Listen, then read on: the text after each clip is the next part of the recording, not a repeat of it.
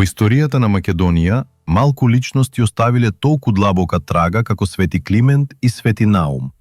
Тие не биле само ученици на светите браќа Кирил и Методи, туку носители на писменоста, образованието и духовниот идентитет на словенскиот свет. Во втората половина на 9 век, словенските народи се уште немале развиено образование на мајчин јазик. Богослужбата и писменоста се одвивале на јазици што народот тешко ги разбирал. Во такви услови, потребата од учители и просветители била огромна. Свети Климент и Свети Наум биле директни ученици на светите браќа Кирил и Методи. По нивната мисија во Моравија и по прогонството на нивните ученици, Климент и Наум пристигнуваат во Македонија, во градот Охрид, областа Кутмичевица. Тука ја продолжуваат нивната просветна и духовна мисија.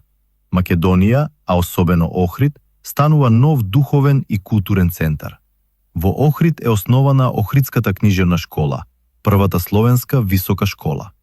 Таа представувала центар за образование, преведување и создавање книги на словенски јазик. Свети Климент Охридски бил најистакнатиот учител во оваа школа. Тој обучил повеќе од 3500 ученици, кои подосна станале свештеници, учители и писари.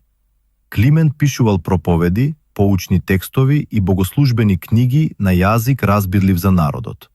Голем е и неговиот придонес за развојот на словенската писменост. Свети Климент ја унапредил глаголицата и дал значаен придонес за ширењето на кирилицата. Благодарение на неговата работа, писменоста станала достапна за пошироките слоеви на населението. Свети Наум бил близок соработник на Климент и исто така истакнат просветител. Тој се посветил на духовната мисија, ширењето на христијанството и воспитувањето на народот. Свети Наум бил познат како мудар духовен водач и исцелител. Тој го основал манастирот Свети Наум на јужниот брег на Охридското езеро. Манастирот станал важно духовно и културно средиште, кое со векови привлекувало верници и ученици. И денес, манастирот Свети Наум представува символ на верата и традицијата на македонскиот народ. Делото на Свети Климент и Свети Наум не било само религиозно. Тие го описмениле народот, создале образовен систем и го зацврстиле словенскиот културен идентитет. Благодарение на нив, словенскиот јазик станал јазик на книгата, науката и богослужбата. Охридската книжевна школа имала огромно влијание врз целиот словенски свет. Од Македонија, писменоста и културата се ширеле кон Балканот и Источна Европа. Ова представува едно од најголемите културни достигнувања во средновековната историја. Свети Климент и Свети Наум не се само личности од минатото.